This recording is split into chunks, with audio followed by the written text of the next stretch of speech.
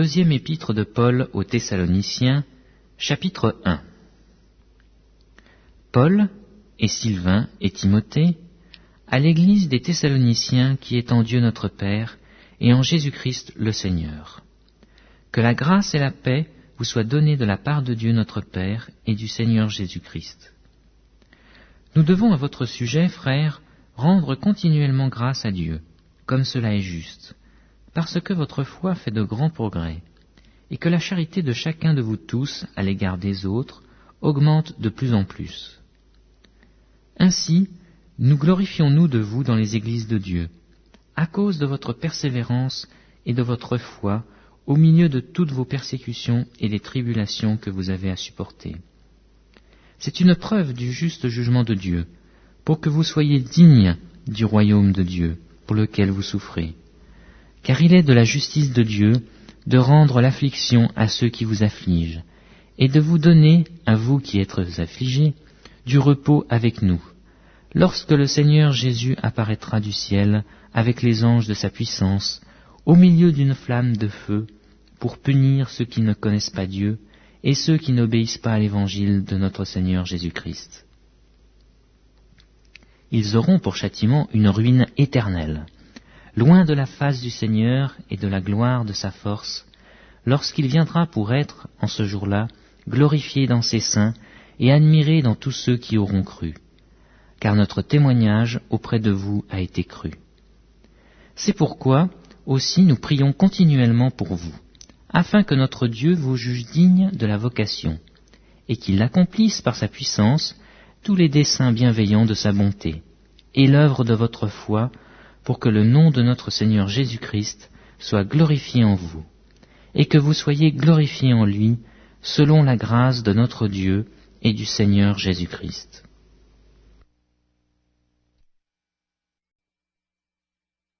Deuxième épître de Paul aux Thessaloniciens, chapitre 2.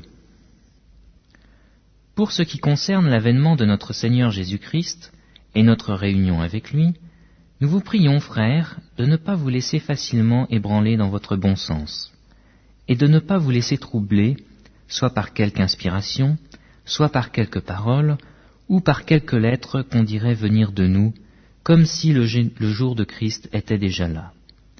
Que personne ne vous séduise d'aucune manière, car il faut que l'apostasie soit arrivée auparavant, et qu'on ait vu paraître l'homme du péché, le fils de la perdition, l'adversaire qui s'élève au-dessus de tout ce qu'on appelle Dieu ou de ce qu'on adore, jusqu'à s'asseoir dans le temple de Dieu, se proclamant lui-même Dieu. Ne vous souvenez-vous pas que je vous disais ces choses lorsque j'étais encore chez vous ? Et maintenant vous savez ce qui le retient, afin qu'il ne paraisse qu'en son temps. Car le mystère de l'iniquité agit déjà.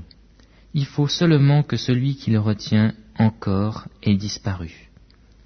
Et alors paraîtra l'impie, que le Seigneur détruira par le souffle de sa bouche, et qu'il anéantira par l'éclat de son avènement. L'apparition de cet impie se fera par la puissance de Satan, avec toutes sortes de miracles, de signes et de prodiges mensongers, et avec toutes les séductions de l'iniquité pour ceux qui périssent, parce qu'ils n'ont pas reçu l'amour de la vérité pour être sauvés. Aussi, Dieu leur enverra une puissance d'égarement, pour qu'ils croient au mensonge, afin que tous ceux qui n'ont pas cru à la vérité, mais qui ont pris plaisir à l'injustice, soient condamnés. Pour nous, frères bien-aimés du Seigneur, nous devons à votre sujet rendre continuellement grâce à Dieu, parce que Dieu vous a choisi dès le commencement pour le salut, par la sanctification de l'Esprit et par la foi en la vérité. C'est à quoi il vous a appelé par notre évangile, pour que vous possédiez la gloire de notre Seigneur Jésus-Christ. Ainsi donc, frères, demeurez fermes et retenez les instructions que vous avez reçues, soit par notre parole, soit par notre lettre. Que notre Seigneur Jésus-Christ lui-même, et Dieu notre Père qui nous a aimés, et qui nous a donné par sa grâce une consolation éternelle et une bonne espérance, console vos cœurs et vous affermisse en toute bonne œuvre et toute bonne parole.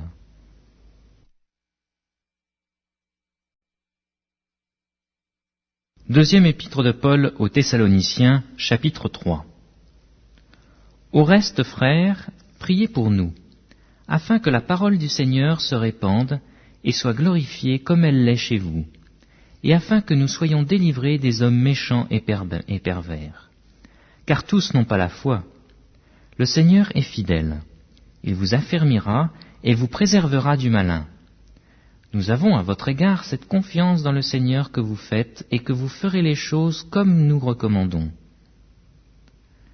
Que le Seigneur dirige vos cœurs vers l'amour de Dieu et vers la patience du Christ. Nous vous recommandons, frères, au nom de notre Seigneur Jésus-Christ, de vous éloigner de tout frère qui vit dans le désordre, et non seulement selon les instructions reçues de nous. Vous savez vous-même comment il faut nous imiter, car nous n'avons pas vécu parmi vous dans le désordre. Nous n'avons mangé gratuitement le pain de personne, mais dans le travail et dans la peine, nous avons été nuit et jour à l'œuvre, pour n'être à la charge d'aucun de vous. Ce n'est pas que nous n'en eussions le droit, mais nous avons voulu vous donner, en nous-mêmes, un modèle à imiter. Car lorsque nous étions chez vous, nous vous disions expressément, « Si quelqu'un ne veut pas travailler, qu'il ne mange pas non plus. » Nous apprenons cependant qu'il y en a parmi vous quelques-uns qui vivent dans le désordre, qui ne travaillent pas, mais qui s'occupent de futilités. Nous invitons ces gens-là, et nous les exhortons par le Seigneur Jésus-Christ, à manger leur propre pain, en travaillant paisiblement. Pour vous, frères, ne vous lassez pas de faire le bien.